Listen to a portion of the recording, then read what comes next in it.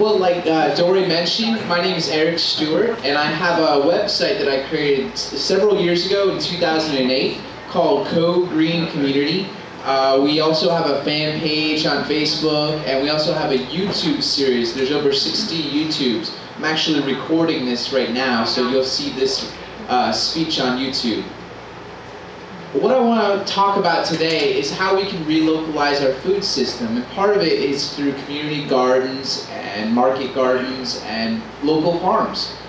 So to begin with, I just want to first talk about why we need to relocalize. There's this heavy push. Over the past maybe 60 years, our food system has changed tremendously. All the inputs that we put on our fields, the amount of oil that we use, has become really unsustainable. And so by relocalizing our food system, we can make it more sustainable and make it more lasting for the next couple of generations. And by doing this, we have all these assorted benefits that come with it. Benefits to our economy, benefits to our health, benefits to our environments, educating our children, and creating community. So why is industrial food unsustainable? To begin with, we have to look at the soil. Currently, in the Midwest, almost 50% of the soil has been degraded, which means that if you were having a boulder in your field and it was covered up with soil, over 20 or 30 years, that entire boulder would become uncovered because all the soil would wash away due to the unsustainable ways of tilling the soil, using fertilizers that start to salt them up, overwatering, a number of reasons for this. And in this picture that I have right here, there's a series of trucks. They're plowing a massive field. That's actually not a field in America. That's a field in Brazil. Currently, we've used a lot of our space here in America, and a lot of people are doing agriculture where forest used to be. So agriculture has a tendency to tear down forests to create new fields, and it's happening at an exponential rate. Year after year, we have to cut down rainforest or parts of the world to plant plantations and to plant cornfields and our main staples. So how can we change that? How can we make it so that we don't have to destroy the environment so that we can feed ourselves? Also, the water. This secondary map that I have here down here is a map from thepriceofsprawl.com. And what it talks about is how there's enough drinking water, potable drinking water in parts of Florida. If you investigate our water situation in Florida, a lot of the central areas in Florida are having severe shortages of water when it comes to drinking water. We're having to tap into our aquifer, and our aquifer is being depleted. I was speaking with someone from Swiftmud, and there's not an extreme crisis, and I'm not here to kind of make you paranoid about your water situation, but we do have issues with water, and we have to be more sustainable about using it. One good, clear way of thinking about this is several years back, we had a heavy frost, and strawberry farmers were pumping water out of the aquifer at such a rate that it started to create sinkholes, and one of the larger sinkholes was right under I-4. So when we're pumping water to do these massive industrial agriculture systems, we're using that water in an unsustainable way. And we can change that by relocalizing our food systems. Also, energy. Again, this is another huge issue that we could have conversations about, but fundamentally, all the oil and all the energy resources have kind of peaked in production. We're having to go deeper and deeper into oceans. We're having to scrape up tar sands in Alberta and Canada. And most of the large oil fields around the world are starting to peak in production and starting to collapse, which means that year after year they produce less oil than they used to. So we're going to have to find new ways of creating energy here in America and be less dependent on fossil fuels that come from other countries. So for every 1 calorie of food, 10 calories of oil is used for the production and distribution of that food. We expend massive amounts of energy maintaining grass as well. So just think, there's 30 million acres of lawns in America, Imagine if we took that 30 million acres and made it food. Also, another part of it is there's several resources that our plants use for growing, and some of them are found in the total and the mineralplex that Green World have cells. One of them is phosphorus. Phosphorus is a very hard to acquire resource. You have to mine it. Nitrogen, you can take it out of the atmosphere, and potassium, it's not needed as much as phosphorus. So phosphorus is a resource that we actually create here in Florida. The picture on the left is a phosphate mine. If you look on Google Maps, you can look at the city of Tampa, and then to the southeast, you'll see these big blue greenish pools. And if you kind of took a box and you boxed out all those pools up, they would be almost 4 times the size of the city of Tampa. For over 30 or 40 years now, we've been terraforming basically the middle of Florida, churning up earth 30 feet, 40 feet, 60 feet deep to get to a clay layer that we're taking and scraping and then putting in phosphoric acid. Is that right? Is it phosphoric acid? Acid? It's a pH adjusted water. They use a lot of water out of the Peach River. Huge ponds. Yep. And so these ponds are, you can see them from space on Google Maps. It's really interesting to think about because all those ponds are really the food that you've been eating, because we take that phosphorus and we make it into phosphates and we spray it on our fields in the Midwest for corn and soy and cotton, so you're probably wearing it too. But all of this is, we can change this. We can find ways of going from a linear process where we're just tearing the phosphorus out of the planet and not returning it, to a cyclical process where we can use some of our waste. So there's a lot of work going on at USF where they're taking the wastewater from our sewage plants and they're using it to create phosphorus for fields. And we can do that. We can use our waste that we expend every day, and we can use that to replenish our agriculture system. I know it sounds kind of gross, but that's what we used to do before we used to mine for these chemicals. We also use bat guano and chicken manures. So using waste is something that's going to be really important in the future, having to recycle and reuse waste.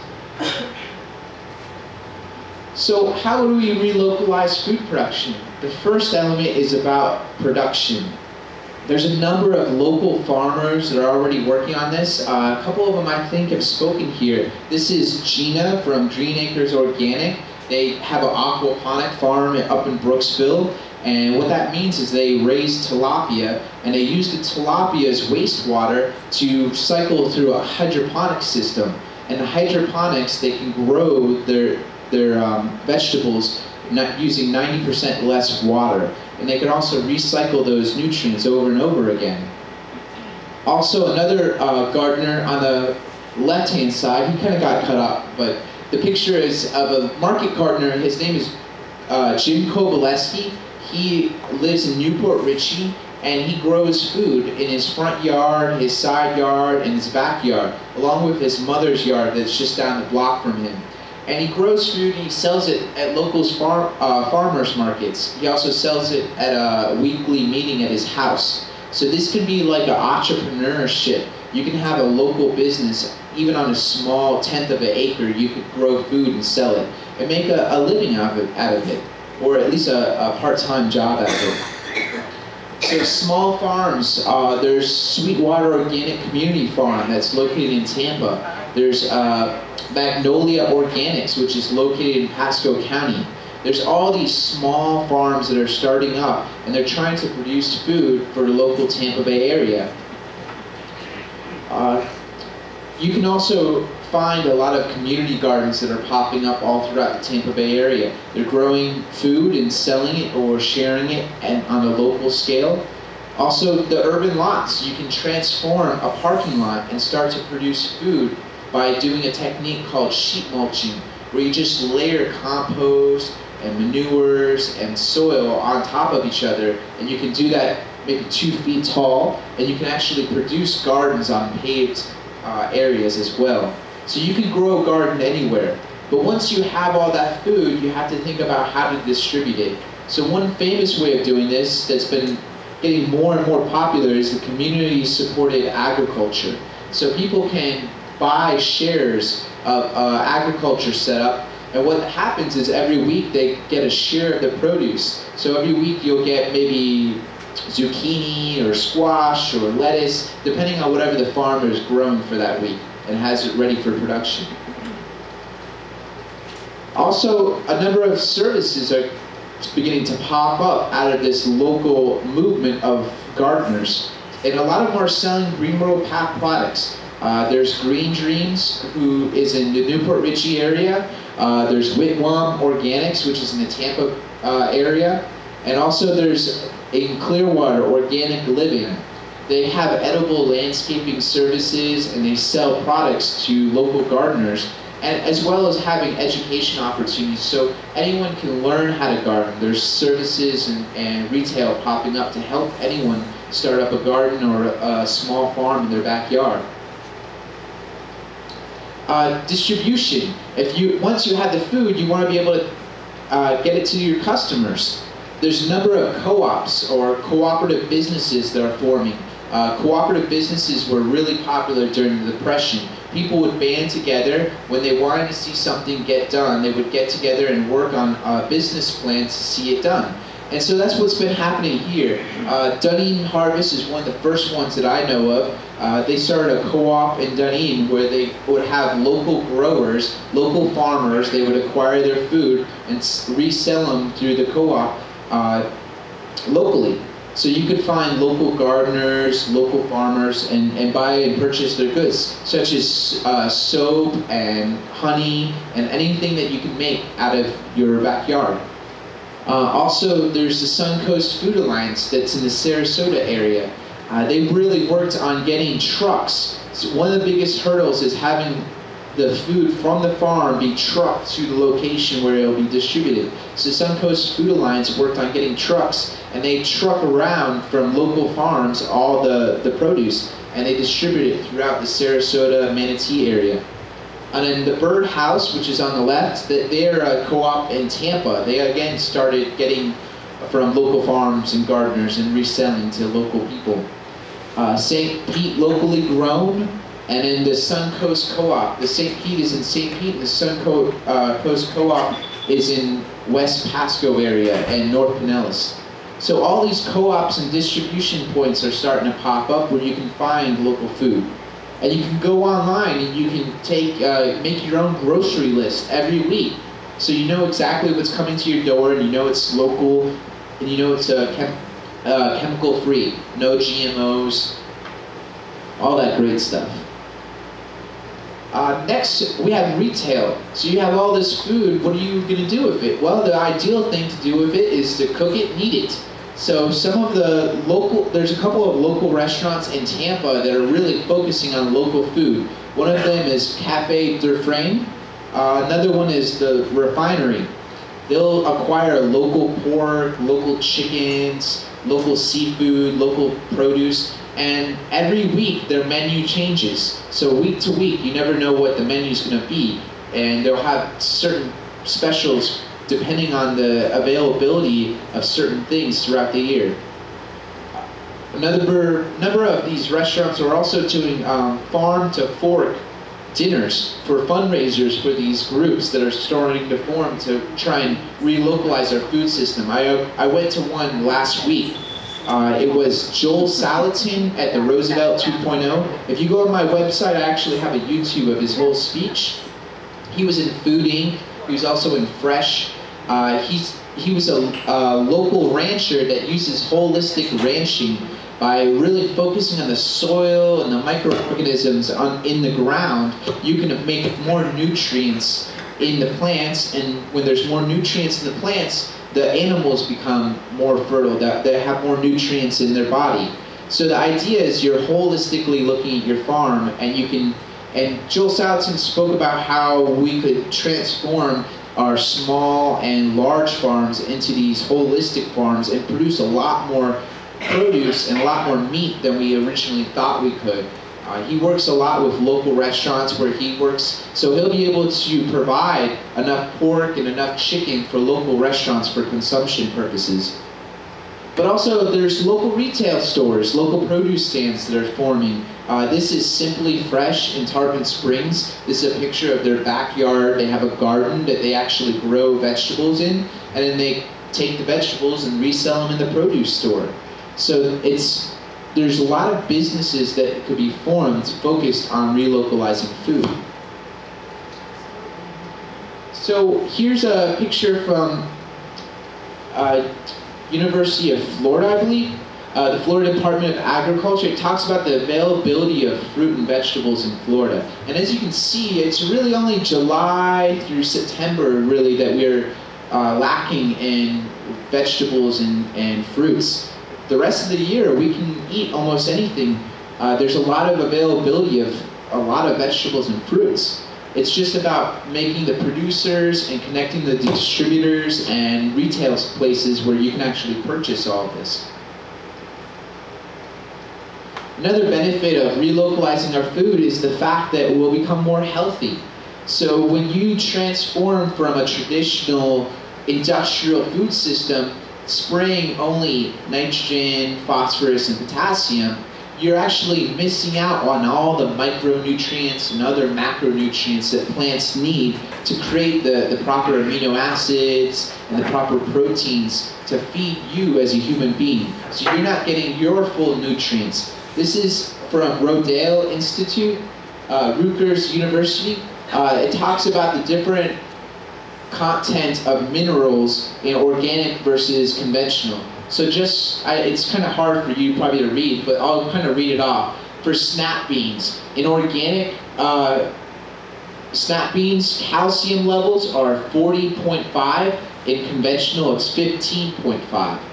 So for magnesium, it's 60 in organic, and in conventional, it's 14.3. So you can see that the amount of nutrients in conventional farming is almost 5 times less than organic farming. So when you're really emphasizing on making the soil fertile and making the fungus and the bacteria happy in your soil, then your whole plant will be more happy and will have more nutrients, and thus making you more nutritious and more happy. So by relocalizing our food and eating more local, chemical-free food, we can make our health a little bit better.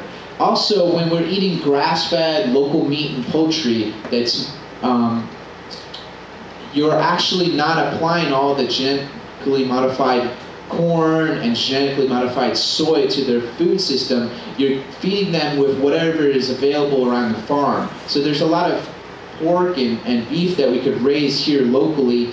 And what happens is when you do that, when you feed them a lot of corn or soy, they produce fat molecules that are longer. They're called omega-6s. And in your body, if you digest a lot of omega-6s, you can get heart disease, you can get cholesterol problems. But if you digest a lot more omega-3s, and omega-3s are found in poultry and cattle and chicken that are more fed on grass and local produce found on the farm rather than soy and corn. So this actually adds to the benefit of eating this food too. They're actually more nutritious and they're healthier to eat.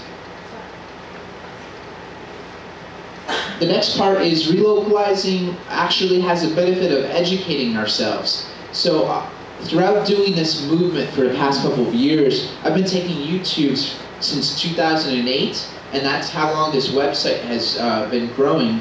I've been coming across a number of gardeners and a number of activities and workshops. People all around the Tampa Bay area are being entrepreneurs, and they're taking it upon themselves to host classes. And they're hosting classes on how to garden, how to create cottage industries in your own backyard, such as making honey or making soap, how to preserve food through canning or fermenting, maybe pickling, doing cooking classes, making cheese, raising poultry, and harvesting the rainwater. So a number of educational opportunities are arising as we relocalize our food. As more and more of us know these skills, we can start to use them, and then we can share the skills to other people, and they'll grow over time. And when we share, we start to create a community. This is a cool little picture I found online. It has a picture of a suburbs, and there's fruit trees all around it and vegetable gardens. All the problems that we kind of face here in our country, all the problems with our economy, with our energy use, whether you believe it or not, climate change, all these different problems could be solved in a garden. It can be solved by planting fruit trees and relocalizing our food and creating community. And that's the most important thing, is relying on your neighbor and getting to know your neighbor. I started a front yard garden. I planted a row of broccoli along my sidewalk. And because of that, my next door neighbor started a garden. When he lost his job, he was kind of down and out, and he saw me gardening every day. And he got out of his depression, and he actually started gardening. So it's a really psychological, mental, healthy thing to go out and relieve some of your stress. If the economy gets worse, more people should garden. And when the economy gets even worse, you can make your own economy in your backyard. Again, going back to the gentleman in the very beginning, his name is Jim Kowaleski. He gardens his front, back, side, and his mother's yard. And it's gotten to the point where he doesn't even need to leave to go to farmers markets. People come to him every week looking for fresh produce. And because this is his job, basically, his part-time job, he makes a living out of doing it. So how can you start a community? You can do a perma-blitz. The idea of hosting a gardening blitz on your house. Setting up a day and a time, preferably early in the morning before it gets hot, and maybe a lunch, something like a potluck for lunch. And what you do is you set up a time and date, and volunteers will come and they'll work on your garden. And the idea of reciprocity. So if you work and volunteer at 3 gardens, then your house is eligible for a perma-blitz. There's a number of groups that have been doing this throughout the Tampa Bay area, in St. Pete, in Tampa, and in Newport Richey, where I live. And what in 2011, we perma-blitzed, I think, upwards of 9 different places. Homes, community gardens, different plots of land that people have. So just by setting up an event and inviting friends out to come out and help you in your garden, and set up a couple of vegetable garden plots, or plant a few trees. Also, you can do a potluck, just having friends over and trying out different recipes, learning about how to cook in your garden and sharing it with your neighborhood and community. Having a cook-off, maybe a little competition, see who makes the best chili, or maybe the best local meats, who can do the best barbecue. Community gardens. I don't recommend community gardens. I recommend private gardens first. If you're going to try a community garden, 2 different ways of doing it. You can do it the communist way, or you can do the capitalist way. The communist way is everybody puts all the resources and everyone volunteers, and I've seen it done that way, and it fails time after time. Because there's 5 people that get into a community garden, and it whittles down to 1 person doing it, and everyone wanting the benefit of it. So I always talk about the capitalistic ways, which everyone has their own little plot, and that plot is your plot, and you get to garden in that plot, and it actually adds to the competition too. Sometimes you'll see one plot be really thriving, and another plot won't be very thriving. So there's a little communication that happens too, because people will see the ones that are doing good and try and learn from them. And steal their food. Also, another great way is to create community is what we're doing here. You know, having a free class or a film or a lecture, doing something like that and just bringing the community out. I'm sure that here at Green World Path there's been a lot of community being formed out of these little local lectures. And right now, currently, I'm in the process of doing a Kickstarter. It has not been doing so well, to be honest with you. I've raised $2,000. I'm trying to raise a couple grand to make a documentary on how we can relocalize the Tampa Bay area. I wanted to focus on food, energy, and how we can relocalize our manufacturing and bring it back here to Tampa Bay. There, you can watch the Kickstarter video at the link below. You can also watch it on cogreencommunity.com. I have flyers here if you're interested. I can kind of hand them out. Yes, hand them out. There you go. Just pass them out. So, just to kind of talk about what's on the flyer. On the back of the flyer, there's a member map. On cogreencommunity.com, there's a map, and all the members can place themselves on that map, so you can find where people are in their neighborhood, and you can connect with them and find if they need help or what groups or businesses they're associated with. People have been blogging. There's over 600 members on the website. It's an online social networking website. Over 700 events have been posted from several different leaders throughout the Tampa Bay area. So workshops are there, classes are there, green events. Like Dory was talking about, we had maybe 7 or 6 Earth Day events on our website that were posted all throughout the Tampa Bay area. Also, I make YouTubes. I have about 60 YouTubes. And then lastly, we have the Green Living Economy map. So I've been really focused on local independent business owners. I've been meeting them, finding out what they're doing, and giving them a free tool, this Green Living Economy map, where you can find local independent businesses in the Tampa Bay area that are trying to go more sustainable. And you can connect with them, and you can give them comments and find out more about them. Also, we just have a great community that's been forming. A lot of people have been connecting and going to local events and connecting through the website in the real world, which is really why it's there. I mean, this interaction right here is what's most important, and us connecting as a community. But if you have any questions, I'm open to questions. Go ahead. Are you proactive in keeping your government and the FDA out of our backyard? You know, it's funny that you say that. When I was at the events, I'm sorry, am I currently active in the government, with the government about keeping the FDA out of our backyards? Is that right? Not proactive in keeping the government and FDA out of our backyards. Not Sure. with the government, but Gotcha. they'll never be with I gotcha. Last week I went to the Joel Salatin event. He was also in a movie called Farmageddon. Farmageddon is all about how the FDA has been cracking down on local small farmers who are making milk and not pasteurizing it. Ooh, scary. But the idea that the FDA has claim over what we produce, I think it's ridiculous. And I personally have not been active against very political at all. And I'm coming to find that it's more and more important that we do become political. There's chicken ordinances. There's a lot of ordinances where I live in Pasco where you're not allowed to keep chickens.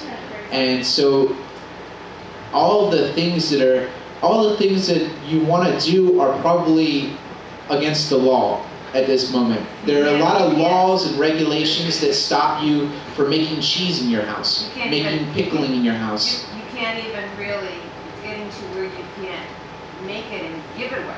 And Yeah. grow it and give it away, let Yeah. alone sell it. It's- Because, it is. It's got to be regulated. And it's funny because Joel Salatin, when he talks about himself, he talks about being a Christian libertarian that wants less and less government. So when you hear, if you watch the Joel Salatin, he talks about how we could get more organized against the FDA and how repealing some of the regulations is really important for the re-localization effort, because there is too much government when it comes to our food. And I think the best way to really know about your food is to know your farmer, know where your food comes from and know who it's coming from. And that's what we're missing, is we get all of our food from Publix and Walmart and we don't know the connections. Go ahead. Vote in August. Vote in August, most definitely. I do want to mention on Facebook. Do you mean on November? Greenwell Path No, Facebook August account. is vote in I August. want to mention this on Greenwell Path Facebook account. We put on there, know who your food is and where the corporation and all the links on there. So just for fun, take a look at it. But the Putman, I hate to say, I'm sorry, but he's not for you. So, I mean, he's, Who's that? Adam Putman, is that the agricultural guy? Yeah. I mean, there are Agenda 21 people, and they're out to take the land. I'm sorry. But August is for the primary. November is for Go ahead, you have a question? Yeah, well, is there anything at all I can grow in sand and dirt mix? Anything? Oh yeah, there's a lovely tree called moringa. It is south. Mine died. Your diet? I'm sorry. I'll wait at home. Well, moringa is food. You can eat the leaves, and it's highly nutritious, and it grows year-round. You can grow cassava, that grows a root that has carbohydrates. You can grow sweet potatoes, that has a root that's a carbohydrate. Sweet potatoes. Eric, Yeah. you can grow greens. You can grow greens. You can grow all sorts of greens. And meat. And meat. I wouldn't recommend it this time of the year unless you got shade maybe. It gets really hot, and once it gets hot, they bolt, the greens. What would you say to the sand? Collard greens, perfect greens. All right. Yeah, we'll show them year-round. What other questions is there? John? You know anything about permethrin that they're spraying for mosquitoes? Because last year I think they killed my, that killed my garden last year. It's a neurotoxin. Yeah. Well, is it okay? I mean, it says it doesn't hurt people. It depends on what it's made from. If it's made from from flowers, which is supposed to be coming from, then it's fine. But if it's the synthetic type, then it's no good. But the synthetic would be cheaper. Yeah, I know it's cheaper, but it's not safe. So that's what they would use. So if it's not chrysanthemum derived, you don't want that. And if it's not hurting people, they just spray more on them. Oh no, I got sick. I thought it was the oil outside. Some people will bother it. It bothered me. Yeah, if you inhale it, it's going to knock you out. The answer to your question is I don't know. Yeah, but now I'll look into that though, because that's interesting. I have a garden, like I mentioned, in my front yard, and I also have a pond in my front yard, and I'm actually taking back the idea of having a pond because of the fact that once every couple weeks they spray all around my neighborhood, and I really don't know what's in that. And I feel you, and it's scary, but it's also, there's not as many mosquitoes out too. I mean, it's like, there's risk to everything in life, you know. We're all gonna die one day, and it's about the risk involved, and I don't know. I really would want to look into that, because they have been spraying for a long time. well, right on the site it says, well, it won't kill you, but it'll kill mosquitoes, bees, fish. Absolutely. Well, I'll be honest with you, I've had that pond in my front yard. I don't feed it, I don't really water it much, I just let it sit there, and it's full of tilapia. I bought some tilapia from Gina and Tanya? no, not Gina and Tanya, the other aquaponics that's here. I can't think, it's the Morning Star Fishing. I bought some tilapia spawns from them, and I have 15 tilapia in my front yard. And my pond is alive. I mean, there's plants growing in there, there's tilapia, there's frogs in there. I really wish they weren't, because they croak at night, but they're there and they're alive. So whatever they're spraying, it's not been killing off my stuff, and thankfully it hasn't been killing the ecology off. Different county though. Yeah, Pasco County compared to Hernando. What other questions are there? Is there any questions about connecting with people in the Tampa Bay area? I have a great website. I've been a connector for the past couple of years. I've been connecting with people in Tampa, St. Pete, Clearwater. Do you have any questions about that? Since 2008, how many of you like the National Geographic Doomsday Prepper show? No? Yeah, I love that show. I can consider myself a prepper. I got my little stash of food, you know, I have my bug out bag, I know where to go. Juanita is a pepper funko. I'm sorry? Pepper queen. What's that? Oh, well that's good. I live in Holiday, so there's no club where I live. Yeah, but there's people down in North Benoni. Oh, good. Well, I guess the point where I wanted to bring that up is for a long period of time I was working at a country club, and I was hearing a lot of rich people that had IRAs and 401ks say, oh my God, what's happening to the market? And when I know when rich people are scared, then the middle class people should probably be a little frightened too. And I learned a little bit about economics the past couple of years, and our entire economy, our entire agriculture system, it's unsustainable. We're printing money out of thin air, and it's not backed by anything, and we're just trading around for oil in countries that don't like us very much, and we're not very dependent on our own selves We're very highly globalized. And the more complexity that you have in the system, the easier it is for that system to collapse. And so I'm not a doomsday person. I think that, you know, we have a lot of great things ahead of us. There's a lot of great things that could happen. There's a lot of potential. But it's up to us as a community to make that happen. And I've seen over the past couple of years, not hundreds, but thousands of people, like, where I've had personal conversations with them, they get it. You know, they're starting a garden in their backyard. They're looking at making a business. They're looking at what they can do to make and prepare for what might be hard times. And if we as a community can come together and we can find common ground and find a way to communicate, I think that things could be rough, but they're not the end of the world. And so I think, you know, if we can come together, we can make a lot of possibilities happen. And that's why I built a website, and that's why I've been doing what I've been doing for the past 4 years, is that I felt the next 20 years aren't going to be like the last 20 years. And you're doing a great job at it, Sarah. Thank you. Yes, very good. Thank you. And just so you know, I have my website popped up here. You can kind of see what it looks like if you want to come up and maneuver around. And if you want, help yourself to join. It's a free website. Thank you very much. Eric, thank you. Hold on just a minute, guys. Eric, that was fantastic. I'd like to just, we're a little bit out of order tonight, because usually Julie or Dory comes up.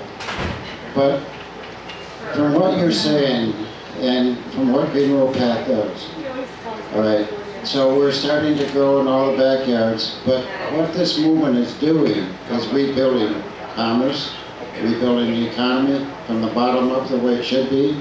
It's not up there someplace, nobody knows where it's at.